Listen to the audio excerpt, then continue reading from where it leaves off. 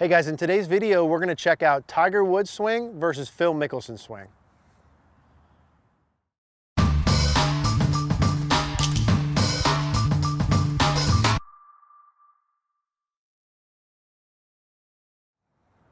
Hey guys, so some exciting news about CogornoGolf.com.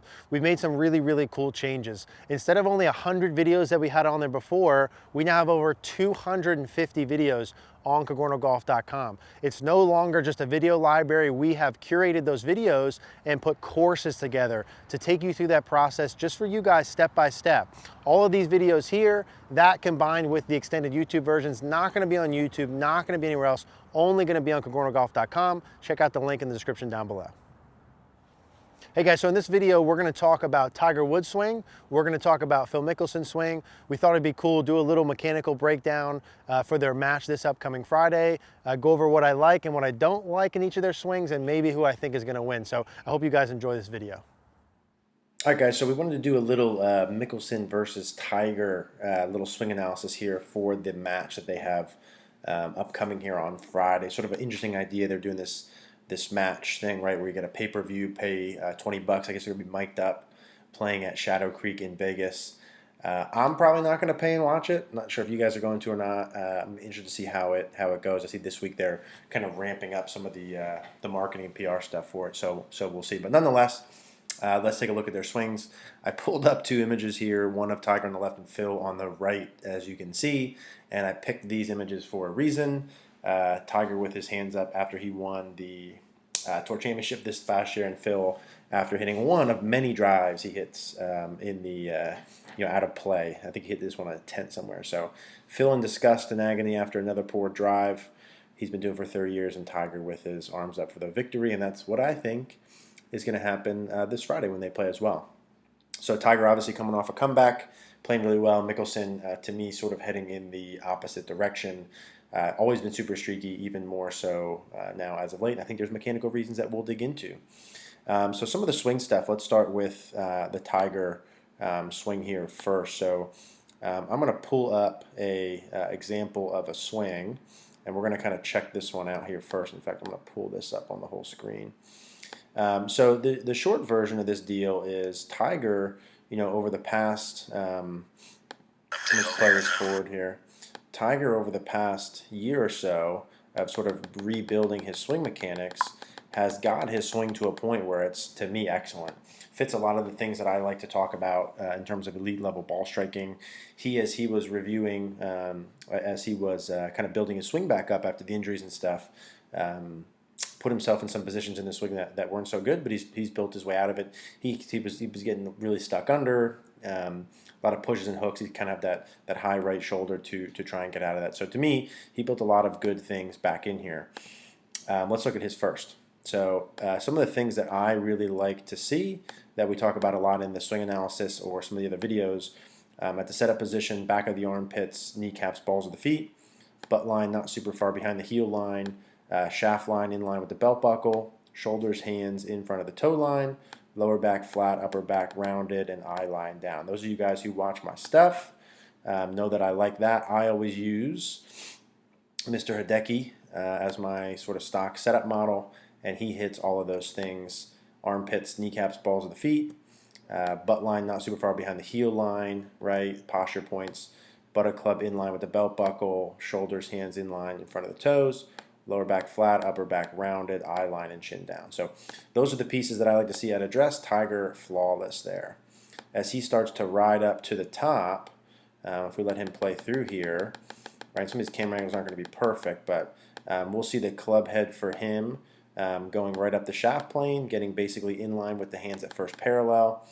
Like to see the hands in line with the right pec, right bicep at first parallel. He's got good lead arm depth there. Awesome left side bend. Knees are changing flex there as he goes. Very good halfway back. Literally nothing that I would change. As he works up to the top, maintains good left side bend there. Lead arm basically on or slightly above the shoulder plane. Wrist conditions are beautiful. Left wrist is nice and flat. Right wrist extended. Club face here at the top. Beautiful position. Awesome arm structure. Wouldn't change a thing there, right? Legs changing flex, pelvis tilts, left side bend. I mean, weight in the feet, just beautiful. He's got that transition move where he lowers, right, some amount as he's shifting, keeps the depth of the hands and arms, shaft line parallel to the original shaft plane line, reflexes the knees, right, that we talk about. Left shoulder and left hip still at this point lower than his right side. Beautiful. Keeps the club back in front of him nicely, gets it right back down on plane, just above the original shaft plane line.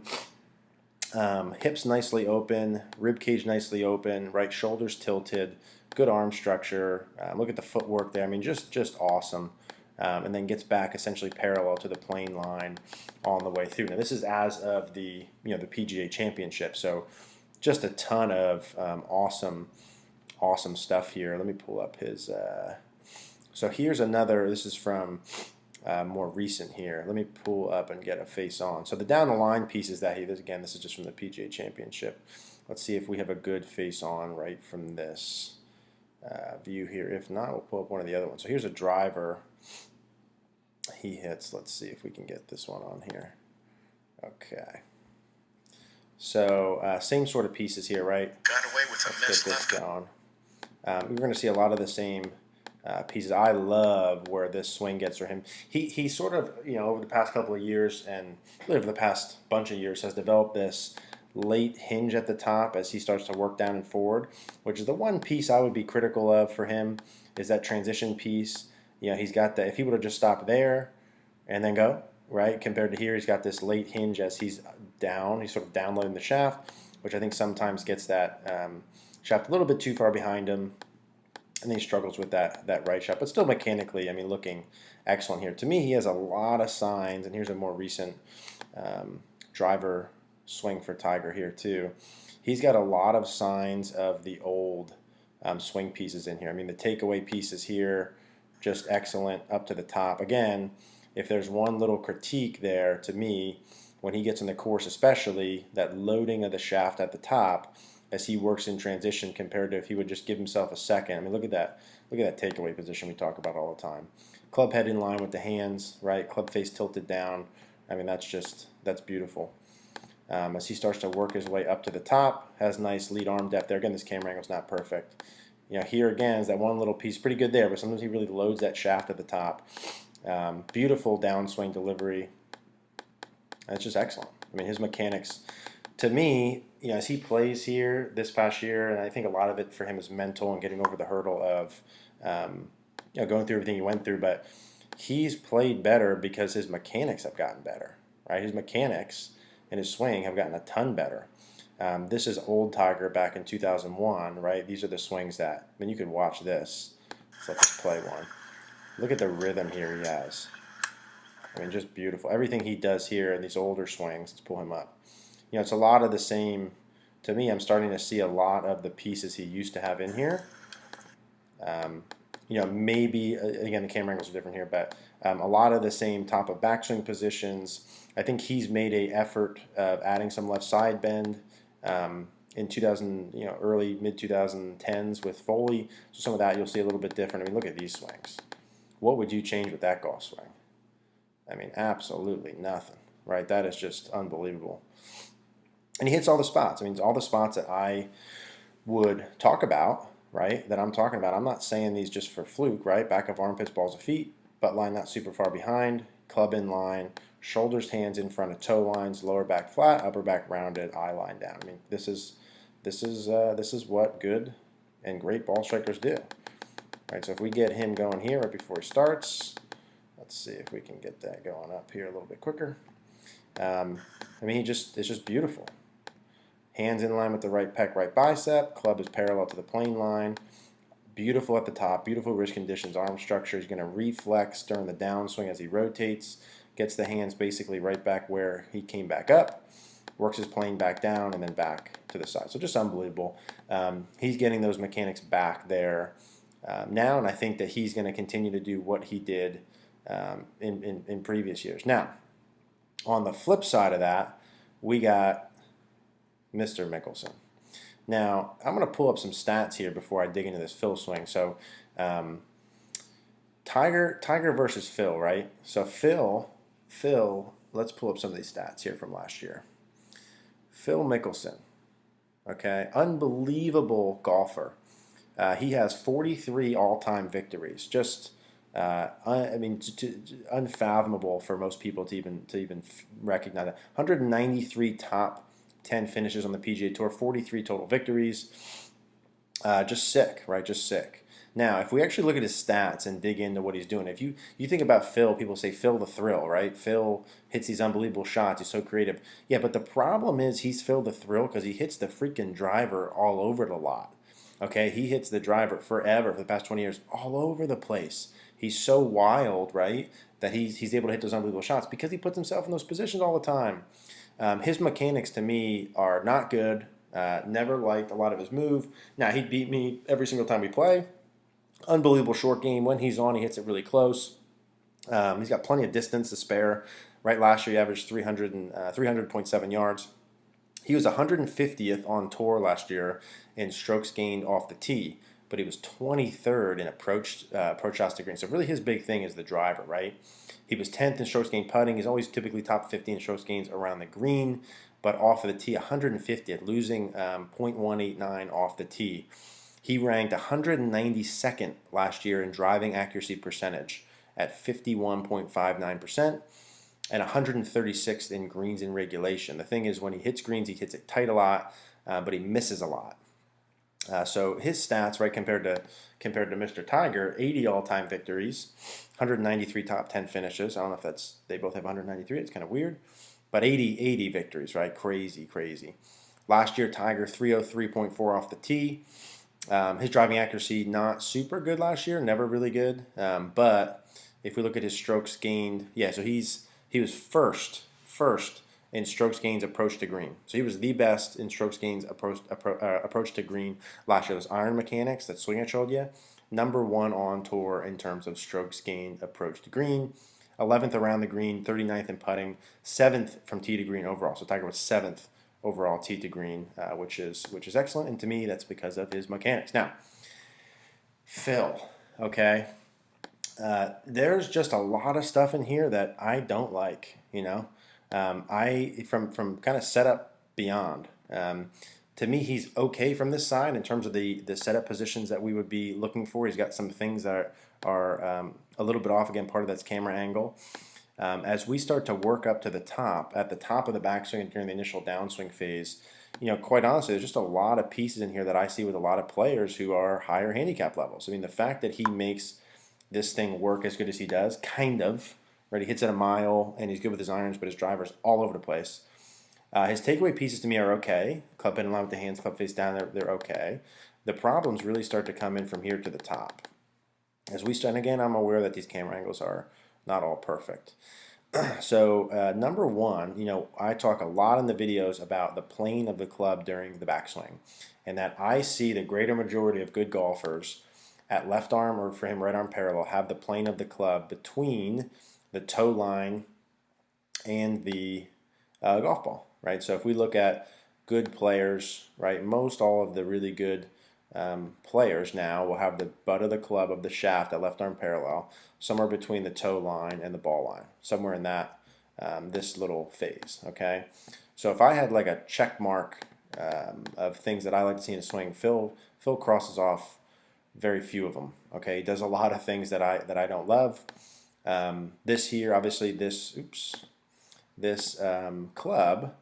Well, let's get this out of here too. Definitely well outside the ball. My sort of preferred backswing plane. I like to see it a little bit more vertical, or at least on plane. He gets it flat early, which I talk about this all the time. When it gets flat early, when we come back down at the same spot during the downswing, 9 times out of 10, this shaft is going to be more vertical than it was when we went back. So if we get him into this part here, yep, so we'll see right there, right? He's more vertical now during his downswing at left arm parallel and super narrow, which we'll get to in a minute. He's more vertical here than he was going back by a lot, that is, I see that in like 0.01% of players who are really at his level. So he gets flatter going back, more vertical coming down, which is going to be a mess down by impact when we go. So If I were coaching him, like part one, I'd say, hey, I want to get this backswing plane less this way, less horizontal. I'd want it more vertical. We do that through less forearm rotation and more hinge early and get the shaft more here, okay, like this on the way back. And I would coach Phil. I think I can improve this swing. I mean, I don't know when they've been working over the years with Butch and whoever else and he's working with, if they're telling him this and he's just not doing it, or they're not, I don't know. I don't know what the deal is. But this to me would need to get changed. I would change this effective immediately. And to me, it's clear cut, right? Like, dude's been missing fairways big for like 30 years. Like, we got to do something different here. So that's part one. As we go up to the top, and then always he's gotten really long and very narrow, right? So if we pull up him on the other side here, and I pull up this, which is him a couple years ago, let's get over to here. Okay, so you know, even here, the amount of tilt he has at address and how far he is behind the golf ball, I don't even love that. I don't love the amount of tilt he has. I would change a lot of this stuff. Now, when he goes up to the top, what'll happen when he goes horizontal? Obviously, he gets very long, right? And that's really a factor of a couple things. One, that wrist hinge he has. So this angle between here and here gets very narrow because he hinges his wrists a lot. And then you see a little bit of the bend in the arm, which I'm not overly concerned with the bend in the arm, more so the amount he hinges his wrists. If he went up to the top and stopped about there, right? So I'm talking like lead arm to club, not much more past 90 degrees. Do you think he would be more accurate or less accurate? Would be more accurate. When he goes from here, all this run on, right? All this run on, he's hinging, getting more narrow. For what? To hit the ball off the planet. Now, I don't necessarily love this lower body action, but I'm not losing my mind over it. When he goes back, he does not have a lot of, for him, right side bend when he goes back too, right? Which kind of presets that flat shoulder plane, which presets a lot of this stuff too. So I would probably add a little bit more right side bend as we went back and getting the shaft a little bit more vertical during the backswing. I would get some of this hinge out and get the lead arm about here and have the club about here.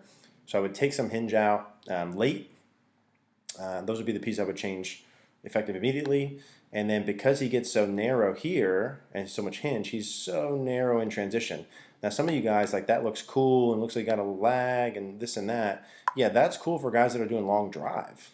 But guys that want to hit fairways and play golf at a high level, I mean, look how steep and narrow he is there.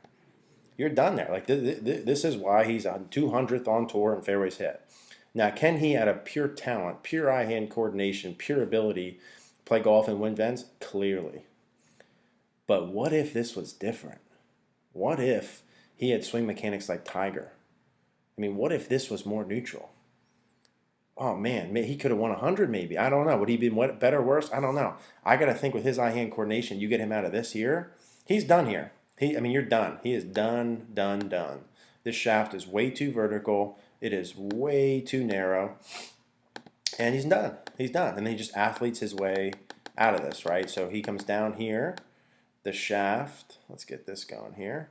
The shaft, yeah, here we go. So club face is going to be open the whole time during the downswing, right? Compared to, you watch guys that really drive the ball well, right? If we pull up like a more modern Brooks Koepka, right, and we look at him hitting driver, who will do like none of that stuff, and we look at him coming here, look at the shaft at lead arm parallel for him, and look at the shaft at lead arm parallel for Mr. Mickelson.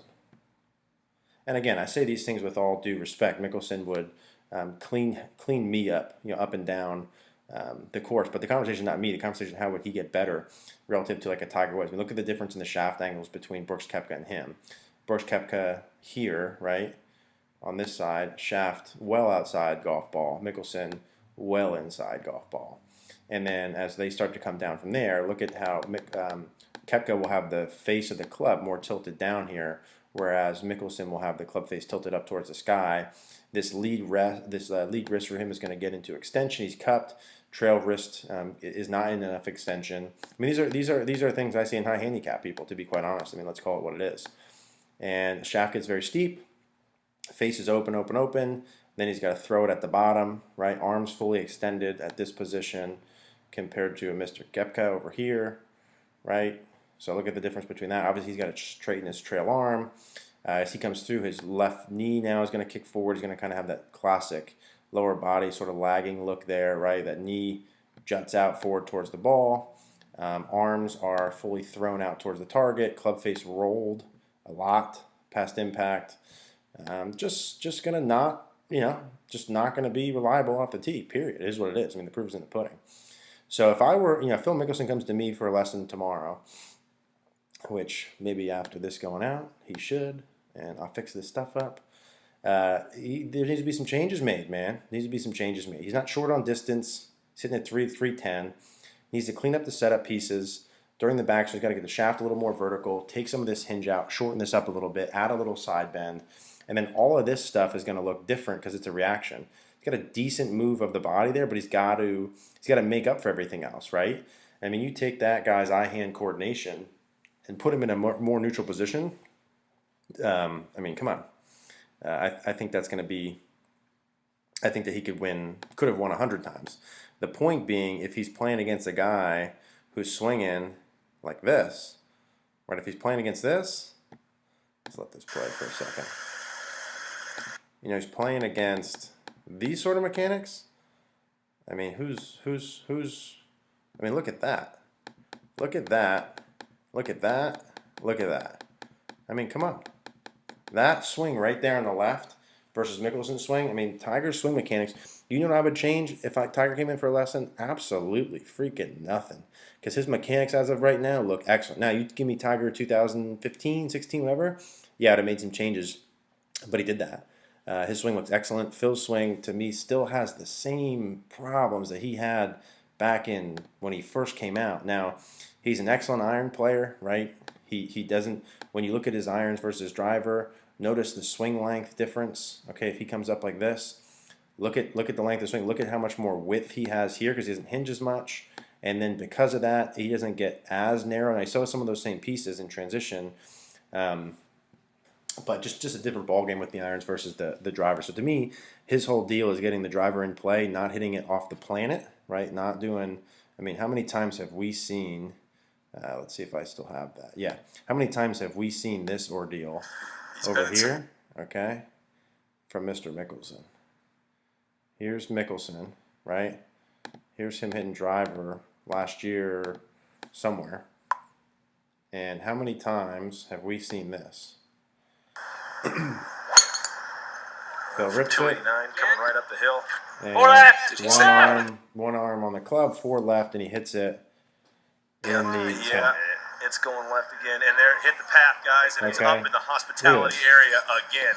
Crazy. But then he'll probably make birdie from there and get up and down. The point being, how good we'd be if he got rid of it. So the match this Friday, we'll see how it goes. Just thought it'd be cool to kind of take a little look at some of the mechanical pieces. Wanted to ride through it as quick as I could, even though it already took 20 minutes.